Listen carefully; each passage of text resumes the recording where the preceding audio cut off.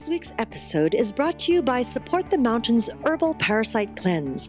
This formula targets the small and large intestinal tracts and larvae, the most broad-spectrum formula available today. 100% organic, formulated by Dr. Mikio Sankey, author of the Esoteric Acupuncture series. For 10% off your first bottle, visit shopyogahub.com and use the coupon code CLEANSE at checkout. Hello and welcome to YHTV's nominated show, Magical Medical Tour.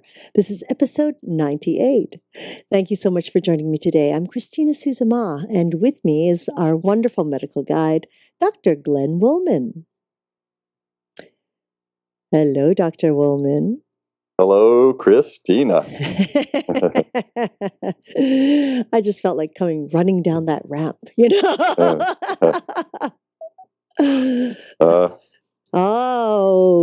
I am excited today. We get to continue our talk on detoxification, right?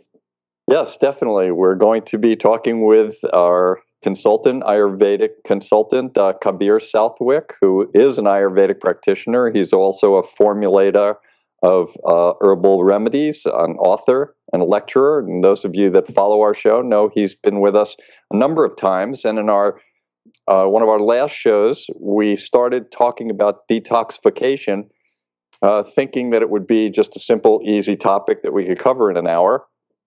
And we, near the end of the show, didn't finish.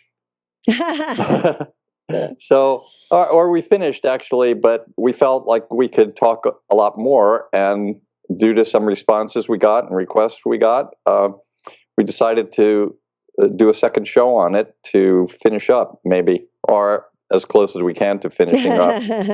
I think we can go on and on with these subjects. It's such a vast world of healing and wholeness. Yeah, and that's the thing about medicine, that it's always a vast healing and wholeness, and it's a frontier because we're always learning new things that change some of the old ways, even though some of the old ways don't change. Sometimes that's good. Mm-hmm. Greetings, everybody. Welcome to Magical Medical Tour. I'm Dr. Glenn Woolman. I will be your medical guide along with Christina today as we travel through another quadrant of the healthcare galaxy in our continuous search for optimal health. So I just want to let everyone know at any time during the show, you can scroll down on the screen and type in your question or comment for our guests, and be sure to click submit. Or if you're listening to this on your iPhone or any device there, you can just simply call us at 818-LETS-TALK. 818-LETS-TALK. Be sure to leave us your contact information, of course, and whom the question is for. And we will definitely make sure that our guests or Dr. Woolman will get it, and we will get their answer right back to you. Thank you, Glenn. You're quite welcome. And thank you, all of you that take the time to watch our shows and make some comments. We really love those. They inspire us to look more deeply into things and get answers back. And it also lets us know that people are concerned and want to know the right answers. So keep those cards and letters coming. Now, we're talking about detoxification, and we've talked about this in a number of different ways. Again, we talked with Dr. Gary Winston about toxins and toxicants, and if you go back to one of our recent episodes with Kabir Southwick and detoxification, we explained what toxins were, and they're out there and things like that. And I just wanted to summarize a little bit why detoxification is so important. I think that we are exposed continuously to toxins. There are a list of at least 85,000 toxins out there and toxicants that are out there that can affect our bodies in many different ways. And as the science becomes more clear, we can start connecting some of these toxins to some of the diseases that we have, inflammatory diseases, intestinal diseases, even mutations of cells, which can lead to potential cancers. So it's very important in terms of detoxifying. And the whole concept for me is really about the burden of the toxin. And what do I mean by that?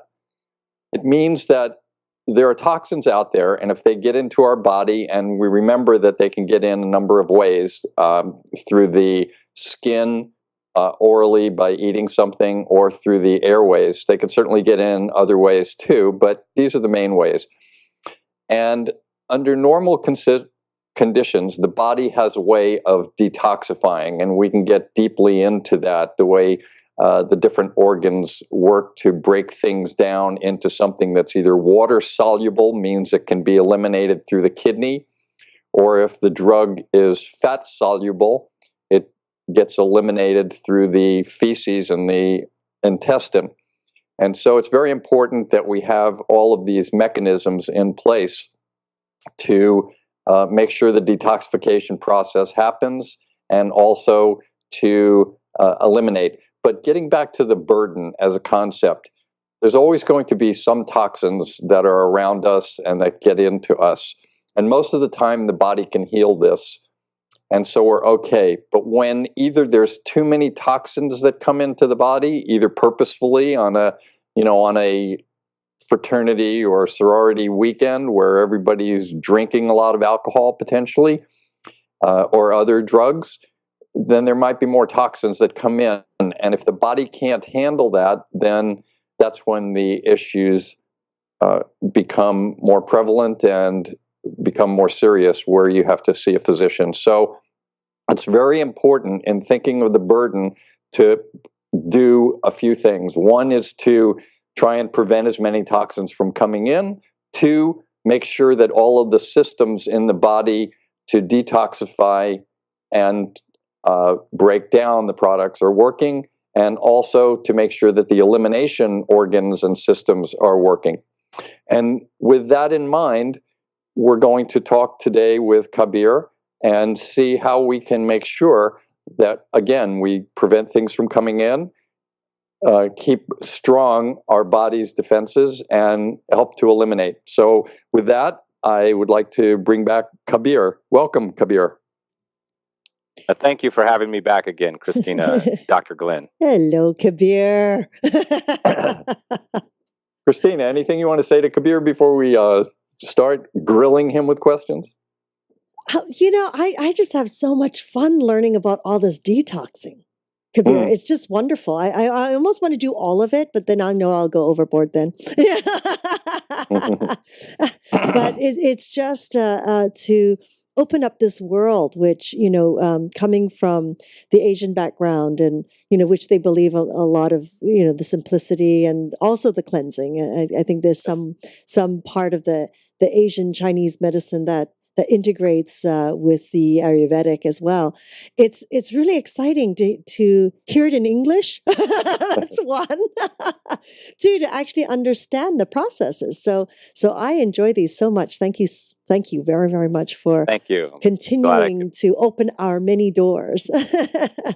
Okay, Kabir, let's go to work. Eliminating channels. Absolutely. I might disappear. Well, you did mention a good point there about some people actually over detoxifying, and maybe in the past we didn't hear of this as being a very common condition, but these days many people often unknowingly are over detoxifying their body, excessive fasting, excessive long periods of juicing, having large amounts of detoxifying substances like chlorella and barley grass or wheatgrass juice or spirulina in large amounts for a long period of time without enough balanced nutrition. So generally, it's good to have both a detoxification phase and then a nurturing and toning phase to avoid over depleting yourself. I think we look at a lot of programs like that. When somebody says this vitamin is good, if one is good, then many might be even better. It just doesn't always work like that. And I think the key word is balance. But also, it's about this is a serious subject, and to just take it lightly is one of the reasons that we're spending some time on this, because I don't want people to take this lightly. And what I mean by that is I want to go detox this week. I'm going to go to the store and pick up a detox kit and do it. And that's not necessarily the way to do it, which we've learned last time. And I want to get into that more today. What's the difference, Kabir, between, say, Ayurvedic detoxification, naturopathic detoxification, and other types of detoxifications?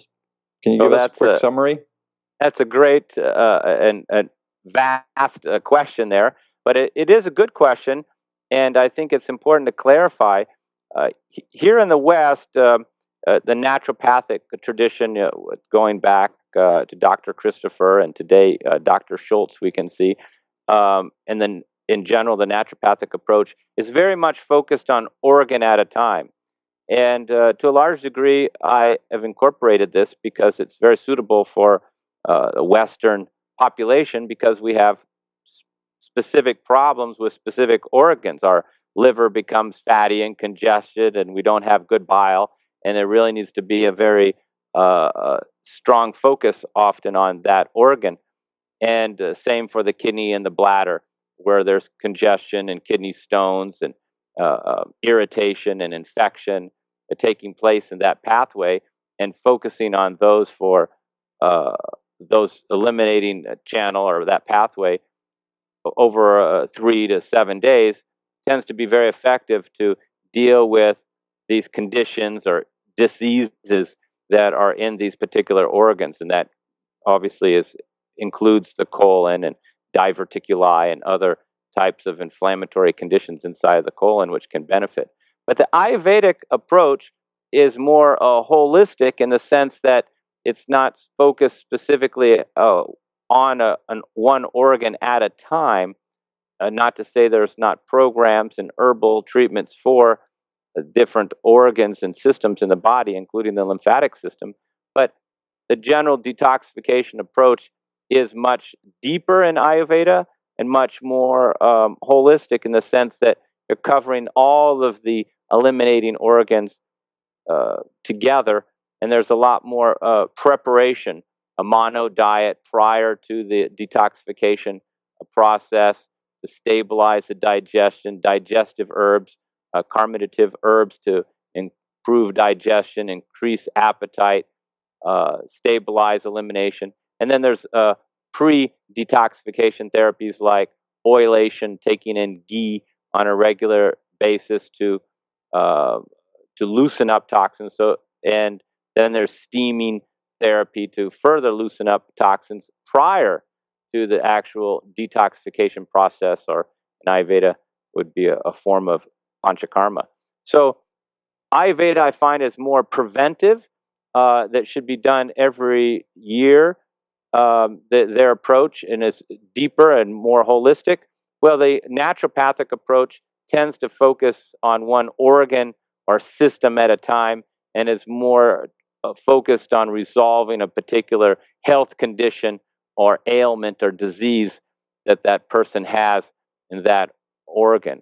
So I tend to utilize both of these, and I think it's important for me to say that I'm not teaching here purely Ayurvedic methods of detoxification, nor am I teaching purely naturopathic approaches. In fact, I'm combining the two together, because our Western audience and clients do have specific needs, which I find naturopathic approaches are most suitable for. Combinatorial medicine, that's my favorite, as you know. I want to get a quick question answered. You talked about a mono diet. What is a mono diet?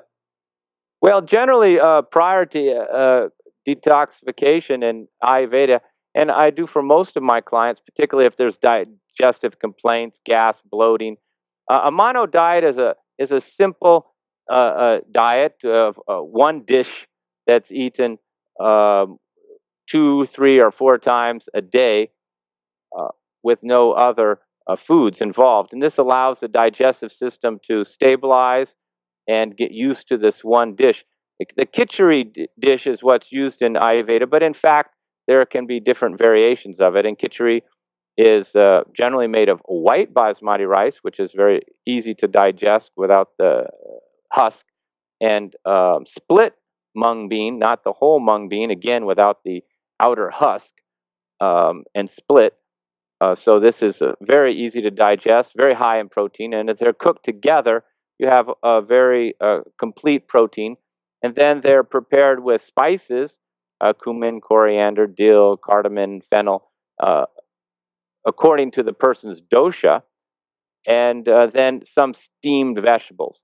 So this little khichdi dish, which is basically a type of rice and split mung bean porridge with spices and steamed vegetables, steamed because they are easier to digest than raw, eaten, say, 3 times a day with no snacks for anywhere from a few days to a few weeks prior to detoxification will really put your body in the proper state to go through detoxification. And in itself, a mono diet is a very effective and mild, nurturative detoxification process.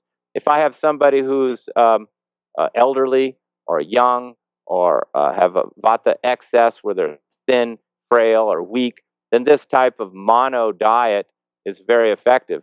And it's opposite of fasting. You're giving a person 3-4 meals a day, making it easy to digest. So you're nurturing them by giving them proper nutrients and protein and fat. You're using ghee in this, while at the same time using the spices and some herbs to detox. So it's a very low level, gentle, and nurturing detoxification process. And like I said, for people who are elderly or weak or thin or have vata excess, then that can be by itself a very good detox program. You know, it's interesting because it seems like the more that I study and research and learn and do these shows, there's always a yin and yang to everything. There are many nutritionists and a lot of endocrinologists and digestive physicians that talk about the problems of a mono diet, eating the same thing all the time, causing the potential for a leaky gut syndrome. So I'm always concerned, and that's why I think it brings up the very important part of none of this should be taken lightly and should always be done with some kind of a healer working with you, be it an Ayurvedic doctor, a naturopathic, or your Western doctor, somebody that can guide you through this to look for signs of issues, problems, toxifications, etc. One of the things that's interesting for me is the concept of we're continuously exposed to toxins throughout the year, the household products, things in the air, pesticides in the farmlands, a number of the plastics that we use. Why do we look to detoxify once a year in the spring rather than continuously? Well, the spring is a time which our bodies naturally prepared to lose weight and go through a type of lightening or reducing process to thin our blood, to reduce our body fat, and ultimately prepare ourselves for the summer. And in fact, animals do this naturally. My horse is eating the dandelion greens and the bitter roots, and I've noticed that it's prompted a lot more bowel movements and a lot more looser bowel movements by my horse. So even the animals, just by living in natural attunement with nature and the amount of vegetarian that's available, are detoxing in the spring due to the bitter herbs and plants that are coming. We can now see a mustard coming, dandelion, and these young sprouts of new vegetables are often, and new plants are often bitter, and these bitter herbs and bitter plants are some of the best for detoxing and cleansing the liver in particular. So animals are naturally going through this cycle, and if we look at the different seasons and the harvests that come with them, the harvest that comes with the summer, the harvest that comes with the fall and the harvest of food that comes with the winter, we can also see that it's all connected. The winter foods are generally heavier, where we've had more foods that we've stored from the harvest of the fall, whether it's fermented vegetables or dairy, and there's generally more meat consumed during the winter, and this is to build more tissue, more body fat, and to store up during the winter and cold months. And then in the spring, the body naturally lets go of this, particularly if we're eating in season and we're eating the spring harvest, which is much more lighter and more leafy greens. And this will naturally detoxify us. If we were living on a farm and only eating the food that we were able to grow, we would naturally go through this cycle of detoxification in the spring and naturally lose weight and to thin our blood to prepare our bodies for the summer, as many of the animals do on their own. So is your thought to detoxify once a year, or do you yourself personally have another plan where you do mini detoxifications on a daily basis, a weekly, monthly, and then you have your big spring, or do you just do one spring cleaning? Well, if you have no chronic health conditions that would demand immediate attention to an organ or eliminating system, then generally you can wait until springtime and start with a lighter diet, reducing therapies, fasting 1 day a week, eating less food, cutting down on animal products, reducing oil, and then moving into maybe a mono diet for a week, then starting with the colon cleanse and enemas, and then moving on to other organs and eliminating systems all through the springtime, right up into the summer.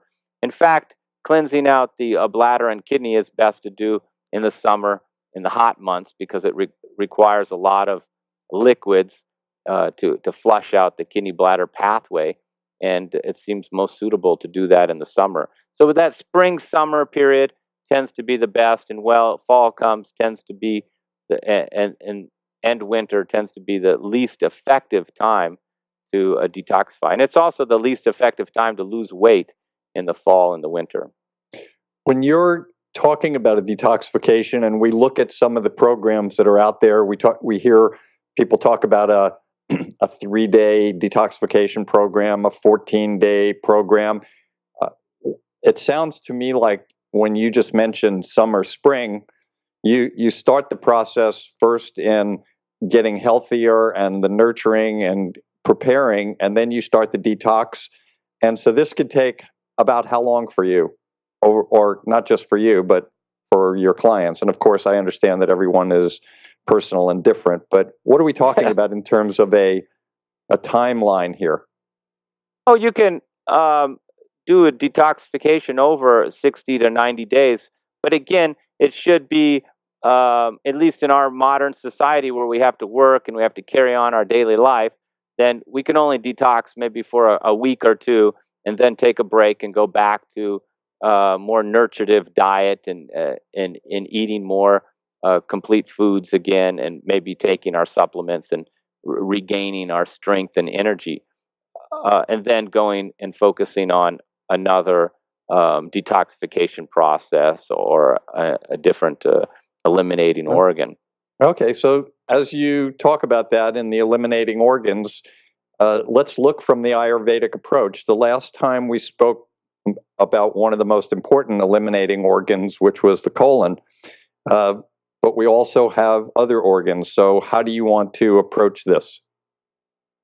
Well, other Ayurvedic approaches to detoxification, there's many different therapies that Ayurveda has available to use, and each person could benefit from different therapies and maybe be harmed by particular therapies. So, not to say everybody should practice all of the different therapies, but in general, there's the mono diet, there's the lightening and reducing therapy, which includes purging the colon, and using enemas, medicated enemas, which is very effective, improving digestion, increasing appetite, even exercise, sunlight, spices.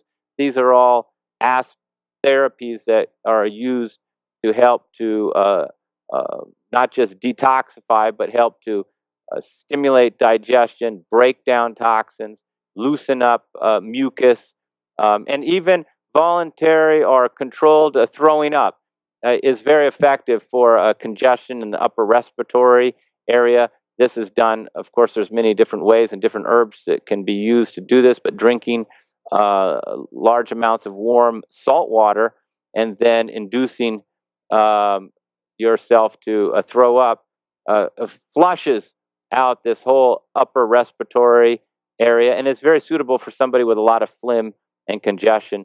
And this therapy is part of panchakarma, which is often not practiced here.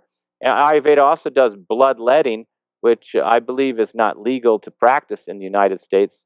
So giving blood to a blood bank has a similar effect for men who can benefit from that. Women have less concern over that particular therapy due to their natural loss of blood through menstruation. So even bloodletting is considered therapy. This type of controlled throwing up using enemas in for extended periods of time. There's different types of enema treatments. In fact, it's never just used with water, and there can be a series of enema treatments. There's enemas with a lot of salt and stronger herbs that will break up and start to clean the inner colon, and then there's herbs that will be put in as subsequent enemas in the next few days that'll be more supporting, like licorice or root, and mixed with some ginger, and that'll be more supportive, and even oil enemas, which can be very effective for those with chronic constipation and colon dryness. And then, so there can be a series of enemas with different herbs, anywhere from 3 enemas up to 10 enemas over a period of time. So using enemas as a therapy by itself, or when Ayurveda calls it basti, it's really very different than just what we see as using enemas, is a very, very effective treatment therapy. And then there's also oil massage in itself, using medicated oils, just not coconut oil or sesame oil, but medicated oils on the body, and receiving this in a form of massage called abhyanga, which is a type of lymphatic massage to get the lymphatic system moving.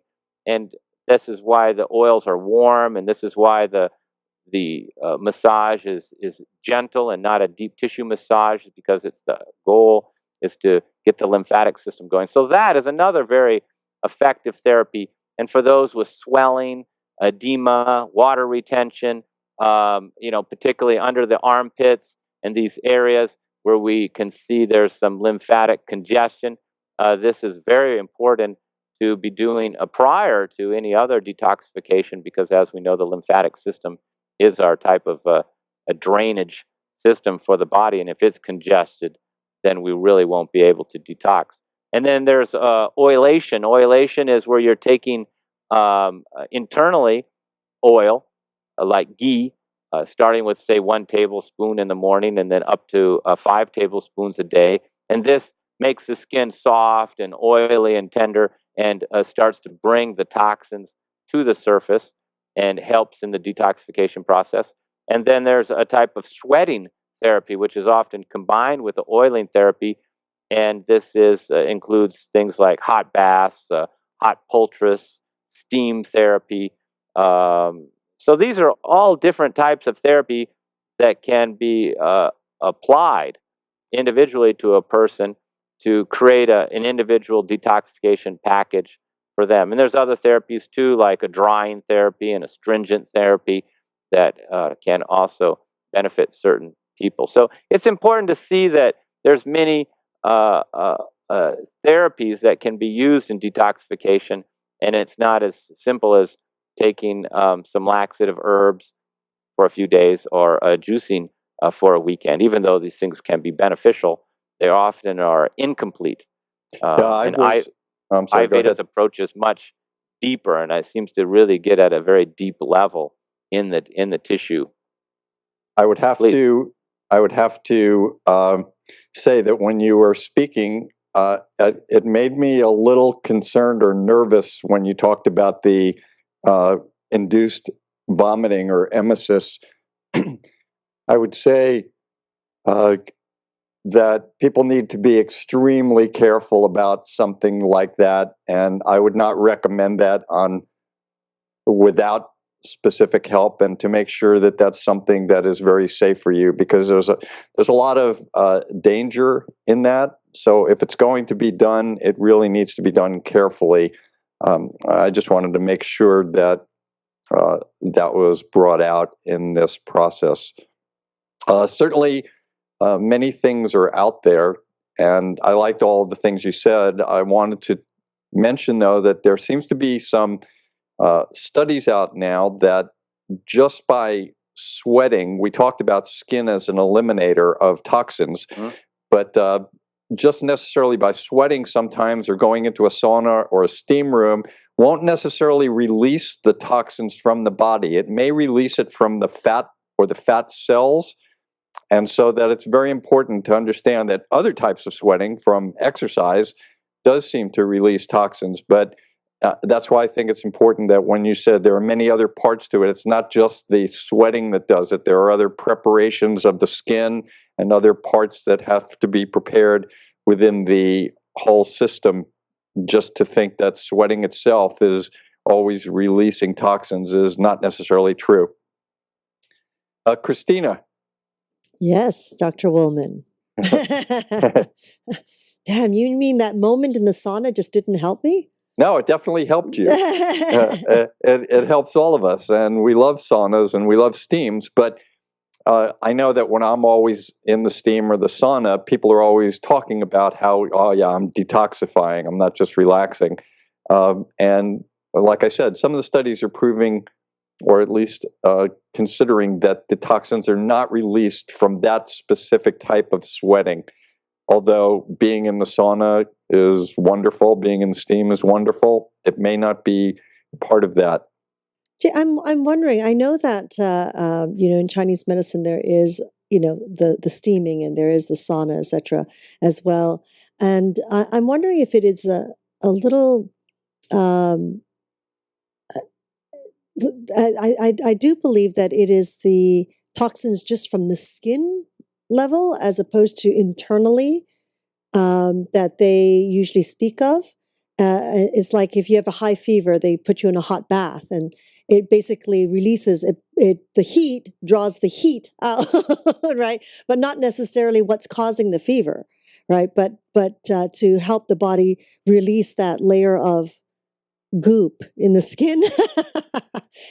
Goop. And then and the other thing too, Glenn, is I think it's also a process, because I've seen people go from the sauna and not even rinse off after that, which of course in as far as I know with the Chinese medicine is you've got to take a nice warm shower to rinse off all the stuff that you've sweated onto the surface of your skin as well. Mm-hmm. So I don't. Yeah, that's a good one though. I'd love to research that one more. Yeah. Well, I think in this whole concept and talking with Kabir, it really is, the word you just used is, it's a process. And I think the whole point of thinking about detoxification, first you have to think that you are essentially intoxicated in some way. And so you need to first understand that, have an awareness of that, and then start doing things about it. Trying, as we said, preventing or trying to eliminate as many of the toxins coming in, keeping your body as healthy as possible. But it is a whole process. And I was surprised just now when Kabir said that it could take up to 60 to 90 days. Rather than the ones that we're used to people going in for their spring colonic, or a 3-day or a 14-day, over a 60 to 90-day period seems to make a certain amount of sense to me more than the other, especially if it's done gently and with observation all the way. And that's what I want to talk about now, Kabir. when you are working with somebody and you're going through the process, they want to do a detoxification. So you start the process first by analyzing them, their body type, and some of the problems that they have. And then you set up a program that gets them prepared for the detoxification. Then you do the detoxification. All along the way, I'm sure that you're trying to evaluate or value or analyze whether what you're doing is correct or it's working or it's not working, so that you can justify continuing or modifying the process. How do you do that? Yes, that's a excellent point, and I always that people not to listen to me, but to listen to their body.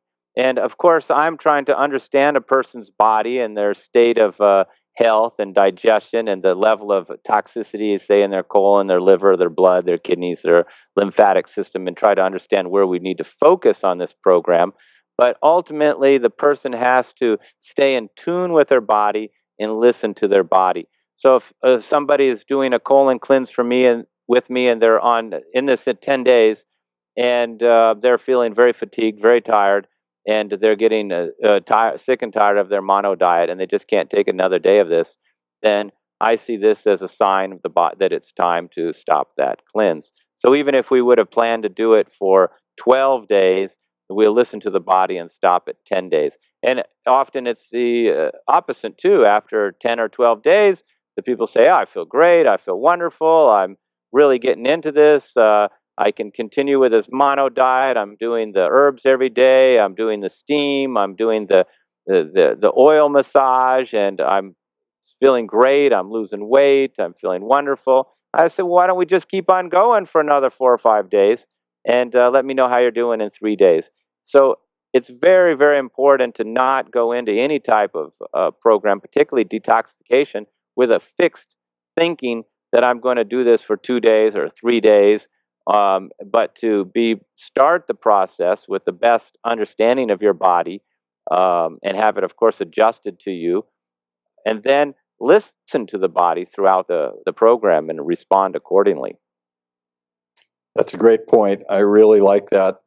So, what would be the signs of somebody that's over detoxifying? We may have covered a little bit of that, but I'd really like to go over that a little more. What would be the things that you would look for where you would want to make a change, other than the obvious of I'm a little more tired, I'm a little more fatigued? Are there body signs that people can look for? Yeah, well, just dryness in the skin, dryness in the mouth, joint pain, loss of appetite, weakness. These are all signs that a person has depleted themselves too much. And, excessive laxatives can even create this effect. Obviously, just fasting for long periods of time can, over a period of time, can leave a person nutritionally deficient. Most cases, if we're able to stay in a comfortable environment where we have no stress, no work, and no responsibility, and we can just lie out in the sun and relax and have our mono diet and take our herbs and drink our tea, then generally we can go much longer in these detoxification programs. But because of our environment and the demands of our lives, and the fact that most people have to continue with their work, then these cleanses are often have to be much shorter, and often more intense, because people only have a few days, and then they have to return to their daily activities. And this is one reason why we see juicing is effective, more effective than water fasting. Water fasting is very suitable if you have no stress, no worries, and you can be outside in the sunlight with good fresh air. Water fasting is particularly good for most types, except for the Vata type and the weak and elderly. But in our society, where we have to keep working, we have to deal with all of the demands of life, then supplementing with juices is giving us a nutritional boost to help us to continue through it. So this is why I think juicing even though not a typical part of Ayurveda, is helpful in our modern world through our detoxification.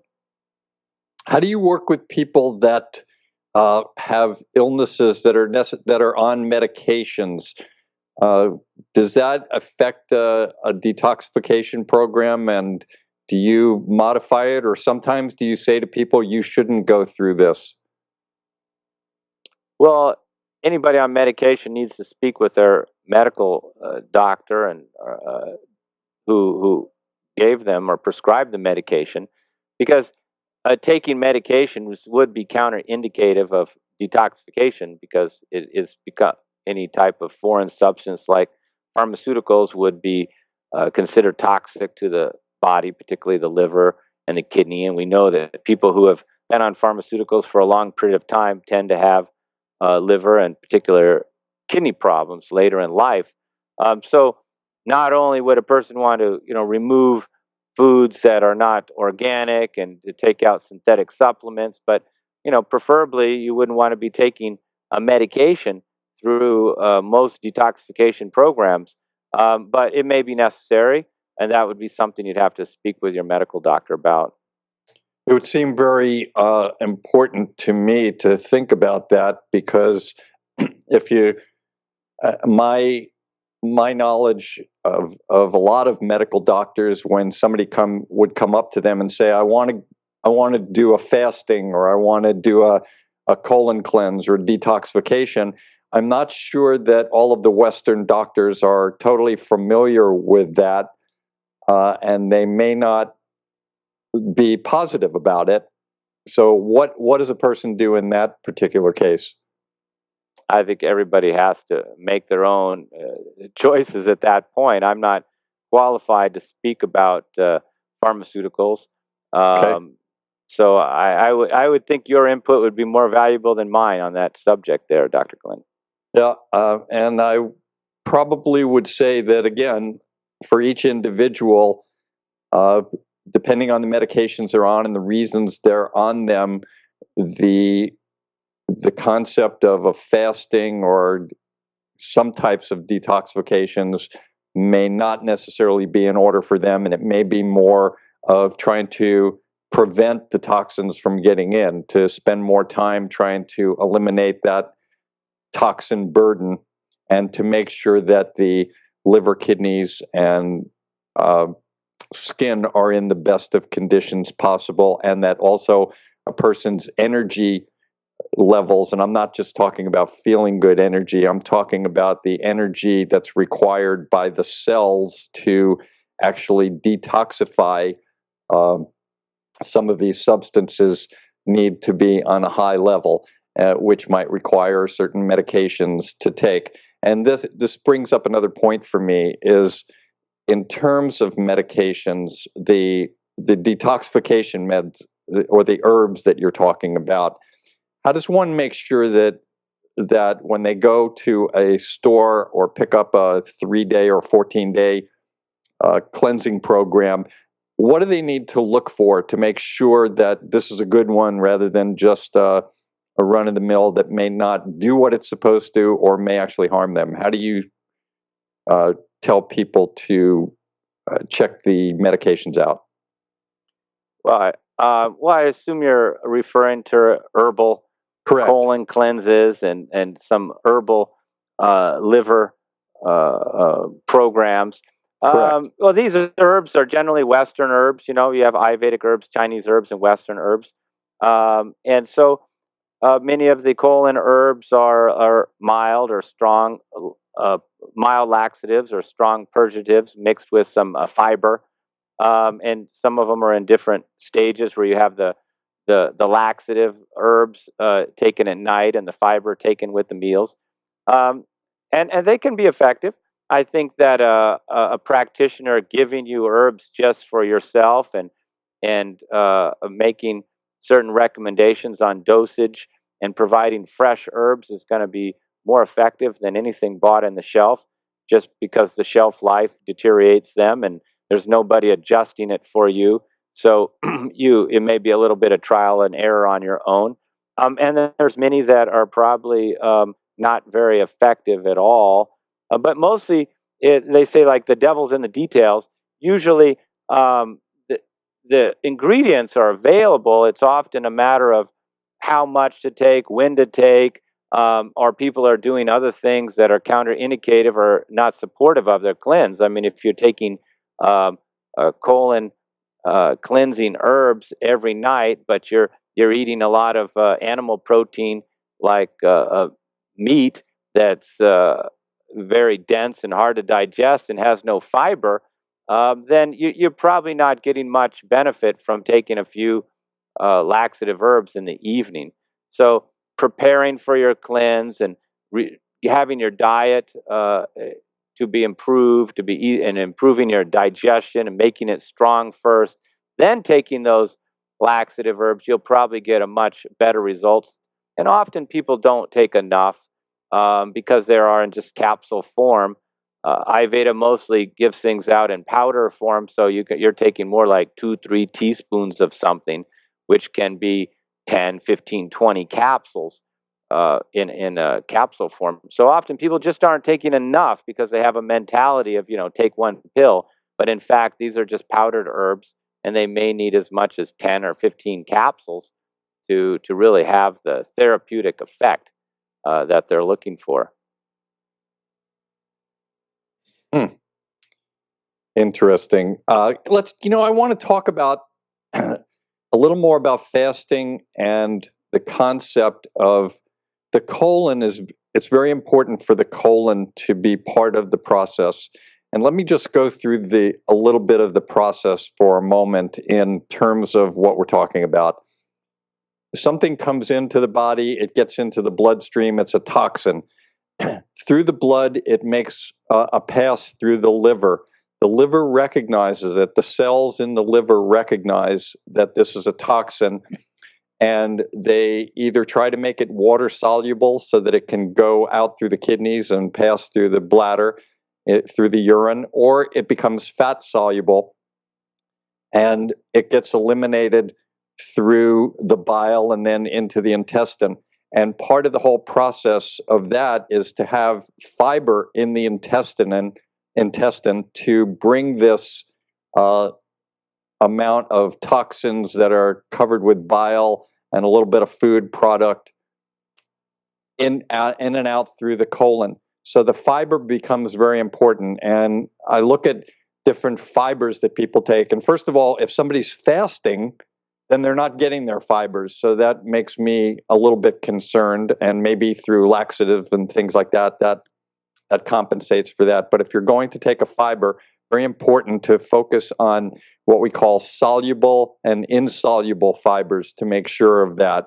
And the reason for that is the soluble part, I believe, helps to take the bile with the detoxified solutions in them and bring them out and eliminate it in the feces. And the insoluble part of the fiber actually helps to cleanse the walls of the internal walls of the intestine by scraping them off a little bit.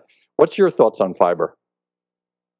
Well, this is why having a mono diet and eating through detoxification is very effective, because you having the daily elimination, you're adding large amounts of fiber to the diet, which, as you mentioned, not only helps to bulken up the stool and cleanse the GI tract, and particularly the colon, but it gives something for the bile, which is the vehicle of the toxins that have been contained by the liver, a vehicle to exit the body. So like you mentioned, the fiber is absorbing that bile and then allowing it to be transported out with the fecal matter. So if you're not having bowel movements because you're fasting, then this process is not taking place. So often it's very important the order of things that you do. The colon cleanse going first, because unless you're having 2-3 bowel movements a day, then this toxic waste that you're absorbing through the fiber and cleansing out through the fiber and taking out with the bile isn't going out. So that's obviously your first priority. Second is the liver, making sure that the liver is not congested and ample bile is coming out, and the gallbladder is not congested, and the bile again is coming out. So those would be your first two priorities, and then after that would be the lighter treatments that are not quite as deep, where you could focus on the blood.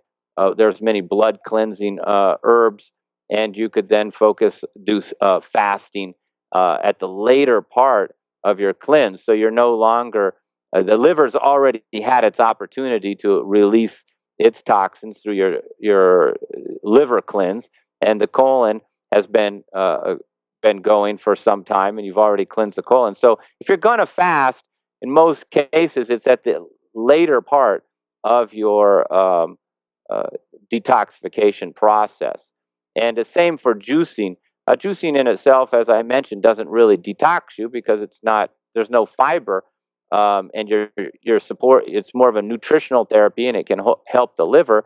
So if people want to juice, I say, or I recommend a juice therapy, then it's usually at the later part of the program, because the juicing really helps to expedite the detoxification process and helps to support the liver and help it to produce more bile and eliminate these toxins faster.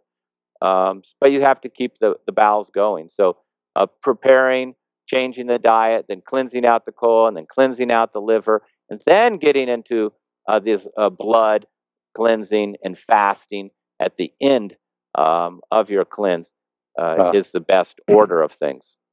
I see. When we talk about the liver, and you brought that up, that's probably the most important organ in the body for detoxification, at least from a Western scientific point of view, because that's where most of the substances make their way, and then they get changed through a series of processes, chemical processes in the liver. It changes whatever the chemistry is from one toxin, and sometimes it can actually produce, in one phase of the detoxification, it produces a chemical that may be actually more toxic than the original toxin. So it's very important that the liver gets to go through its phases and it has enough strength and health to it, because if these toxins that are fat soluble actually get into the cells, into the membranes of the cells that have fat in them, which is essentially all cells, wherever those toxins are, they can remain for a very long period of time. So the health of the liver and the ability of the liver to remain healthy and have the energy and the components in it to detoxify is very important. So what do you look at in terms of helping the liver to maintain its function? Yes. Well, first, it's good to look at what are the signs of a burdened liver, and I really like the way you used the word burdened by toxins earlier. So the liver can be burdened. Generally, with young children, we don't have this because they haven't accumulated the amount of toxins we have through our exposure. But issues with the liver, generally liver pain, gallbladder pain, discomfort in the liver area under the right rib after eating fatty or oily or fried foods, and of course, looking at the stool. If you have lighter stools, tan stools, then it's evident you're not making enough bile. Bile tends to make the stool darker. And the people who have this liver congestion or fatty liver or gallstones or gallbladder congestion tend to avoid fatty foods and oily foods because they've noticed that it gives them some discomfort. So these are the signs that your liver is overburdened and unable to keep up with the toxic load, and it needs assistance in helping to eliminate these toxins faster. In fact, we're not detoxing; we're just helping the body's eliminating organs to detox, and that's what we're doing with the liver. Taking herbs to help to cleanse the liver, support the liver, and to increase more bile and to flush out the gallstones. And this really just helping the liver to do its natural process. And it doesn't happen quickly. You need to take these for a couple of weeks over a period of time to see the benefits. So go ahead, Christina. When you say take, you're speaking of herbs, right? When you're saying to help support the liver, it's a series of herbs that you would put together for the individuals. But generally, it's three key parts. One, I give a liver detox tea, which is drank mostly in the morning. This is with the typical Western herbs of dandelion root, burdock root, milk thistle, supported by some other herbs like sarsaparilla and ginger and licorice root, but mostly it's the roots. And this can be drunk 2 or 3 times during the day, in between meals, particularly before meals, to stimulate liver activity.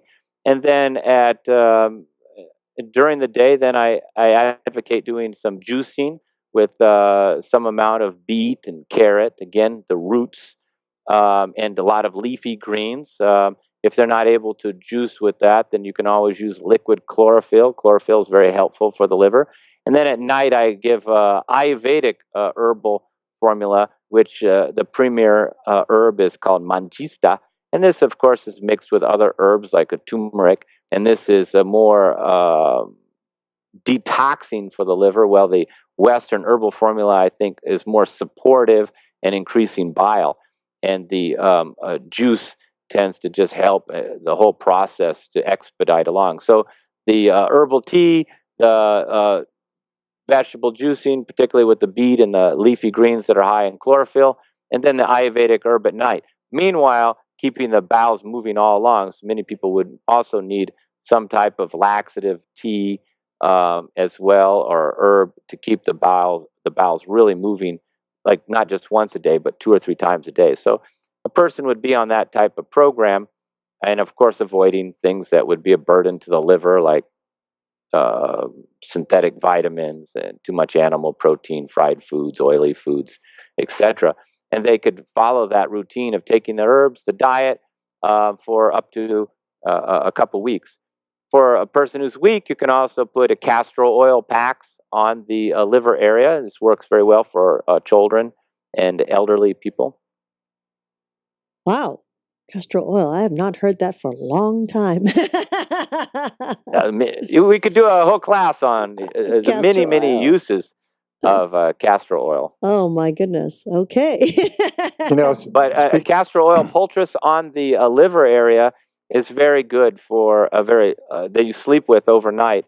Very slow and gentle way to help to detox the liver, and can be very effective for people with serious conditions. That's wonderful to know. It was interesting for me. Many years ago, I went to see an Ayurvedic practitioner. Part of what I do as a medical guide is I try to not only understand a lot of the different healing systems, but I also try to experience them in different ways so that I have even more of an understanding. And I went to see an Ayurvedic practitioner who was over here from India, and they had put me on a castor oil. And I started taking castor oil every day. So just a small amount of that, so that they actually put me on it for low back pain. And I ended up, they said that, and I wasn't sure from a scientific point of view whether or not, they said that it gets released in your lower colon and it goes out to the area of the lower back. And so I started taking this, and this was about maybe 7 or 8 years ago that I started taking a teaspoon, or sometimes even less, castor oil every night before I go to sleep. And I've been doing that for many years. And it seems like it's been very good for me, in terms of low back pain, and certainly for bowel elimination. So it's all been very good, and I like the castor oil. Yeah, traditionally people have taken small amounts for long periods of time. Generally, it's taken with a citrus, like a little orange juice or a little lemon juice. I'm hardcore, man. I take it straight. Yeah, it can be, but and most people, you just mix it with a little orange juice, and it's very good for dry, hard constipation to because it's oil, and it's quite effective for that type of chronic constipation. But not generally used for long term. It's considered a purgative, which is even stronger than a laxative. So long term use, it either has to be very mild, or generally not at all. But occasionally, like I know many people from India who took it like once a month. Castor oil. Well, we're speaking with Kabir Southwick, and we're talking about detoxification today. As an Ayurvedic practitioner and an herbal formulator and an author, we get the opportunity to get another health tip from you. So we're ending the program pretty soon, and we'd like to make sure we have time for your health tip. What do you got for us today? Oh, good. Well, I would like to maybe make it two small ones, and that is oil pulling and tongue cleansing. And I think I mentioned in the last talk, if you observe your tongue first thing in the morning, and look at the color and the amount of film on your tongue, this can help you to understand the condition of your colon. So a heavy film, particularly on the back of the tongue, would indicate that you have the similar type of excess mucus in your colon area. But what you can do is to help to scrape that off. A copper tongue cleanser, copper doesn't have infection, won't have bacteria grow on it, so it's safer than stainless steel. And cleanse your tongue out every single morning and scrape it, and this will allow you to not just remove the toxins that rise to the up your esophagus and remain on your tongue, but it will improve your taste of foods, your enjoyment of foods, even your sense of smell, and then it will allow you to. It improves your hygiene. If you combine that with oil pulling, this is two very ancient and effective treatments: tongue scraping and oil pulling. Oil pulling is a big subject. You've heard a lot about it these days. I think it's very healthy for the inside the mouth. I think there tends to be two camps on oil pulling. Some people say it's a cure-all for everything, and other people say that it's useless. Well, I think those are the two types of extreme views that you need to watch out for in general in healthcare. People who advocate that any one thing is a cure-all, I would watch out for that category, and the type that disregard everything that doesn't have scientific proof, I would disregard that category as well. And oil pulling is a good example because it has its benefits, but it's by no means a cure-all. Kabir, I have a question. What is oil pulling? Oh, well, you after cleansing the tongue, then gargle with a little salt water, and then take about a tablespoon of traditionally sesame oil. If you have a infection, a tooth infection, or some type of infection, maybe in the mouth, you could use coconut oil, which has more antiviral, antibacterial qualities. But generally, a sesame oil is what's used, and you put it in your mouth, and you pull it around in your mouth between your teeth for a good 5-10 minutes. Initially, your jaw will feel a little tired. Generally, I'll put it in, and then I'll rinse my face with water and the little apple cider vinegar, and then put some oil on my face and do a light facial massage and scalp massage where I'm rubbing oils in my head and touching certain Ayurvedic marma points, and do this little self-treatment while I'm pulling on this oil in my mouth, because it takes 5 or 10 minutes, and then spit it out. And then when you're done spitting out, then cleanse the mouth again, scrape the tongue again, rinse with the salt water again, and get the oil out of your mouth. And the oil draws out the toxins from inside of your mouth, and it done on a regular basis is very hygienic and very good for the teeth, very good for the gums, and has many health benefits, but particularly in that area. Wow, that's very interesting. Now, Sorry, Glenn. I'm kind of baffled with this oil pulling here. Is there? I heard you say about the coconut oil if someone has an infection of any sort, but with the sesame oil, I mean, one, how often should a person do this? Um, and because brushing your teeth and scraping your tongue can be a daily routine. And is there a specific kind of oil in the means of a raw sesame oil? Uh, I know that we have a trifala oil that is in the basis of a sesame oil. I mean, does that matter? Organic, not? Oh yeah, of course you want a organic, natural, cold pressed oil, but like Mhm. said, sesame oil is what's traditionally used, and it should be done every single day. It's part of Wow. brushing your teeth. Of course, I don't use a toothbrush. I use a stick to brush my teeth, and I don't use toothpaste. I mix my own concoction made of salt, charcoal, turmeric, and cinnamon, and a few other spices, and then I rinse with mostly salt water. Everybody should be using salt water as a gargle on a regular basis, Mm. and part of that whole hygienic cleansing process is oil pulling. So Hmm. cleansing the teeth, and then oil pulling and scraping the tongue, and then rinsing with the salt water, gargling with salt water, should be all a package that you do every single day.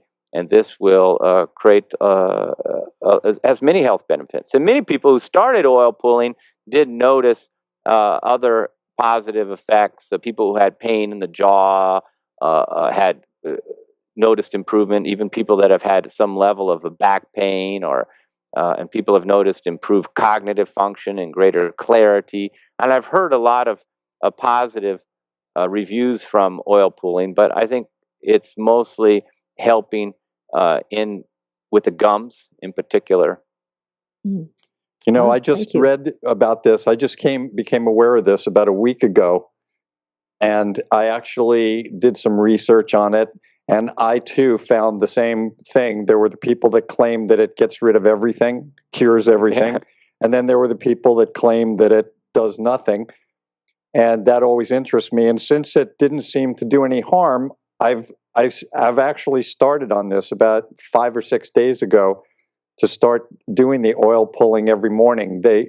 Different people say different oils. Some say coconut oil, some say sesame, some say vegetable oil, things like that. And they have anywhere between 5 to 20 minutes in the morning. They also talk about doing it multiple times a day. There are some other parts to it. They recommend against swallowing when you're doing the pulling because of the uh, toxins and bacteria that are coming out as you're drawing them out between the teeth and the gums and on the surfaces of the mucosa. So not swallowing. And they even got into one thing about not spitting it out into a sink, rather spitting it into a toilet because it could clog up the sink or do other things. So it's going to be interesting for me. I'm going to see what it does for me. The first time I did it, I tried it, I got a little lightheaded and my jaw started hurting. But after a day or so, I seem to be getting better and better at the technique. And I'll see where it goes. But I do think that it is very interesting as a process for people. But again, try it on your own and don't expect to have it cure your migraines, psoriasis, athlete's foot, and diverticulitis all in one day. Yes.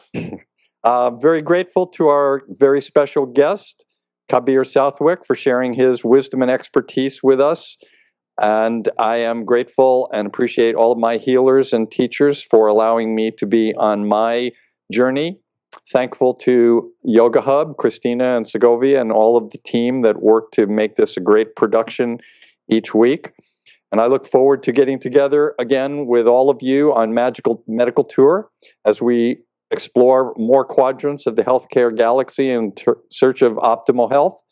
I would like to thank you today, Kabir, for being with us, and look forward to another session with you. And until we meet again, I wish you all optimal health. Yes, thank you, Kabir, and thank you, Dr. Glenn Woolman, for another great show. Oh boy, we can go on and on with this one. And of course, we'd like to thank each and every one of you for joining us in this new platform of education and information. We're always grateful for your continuous support and look forward to hearing your feedback on how we can serve you better. We invite you to connect with Dr. Glenn Woolman through his website, glennwoolman.com, where we encourage you to learn about his Metaphor Square Breath. And please, we also invite you to connect with our special guest, Kabir Southwick, at naturalhealingwest.com. naturalhealingwest.com, or just come visit him here in Southern California in beautiful Santa Barbara, or which is up the coast, or in the mountains of Ojai. And until next time, we are grateful for your feedback. Give us a call at 818-LETS-TALK. 818-LETS-TALK. Be sure to leave us your contact information so we can get back to you. Until next time, namaste.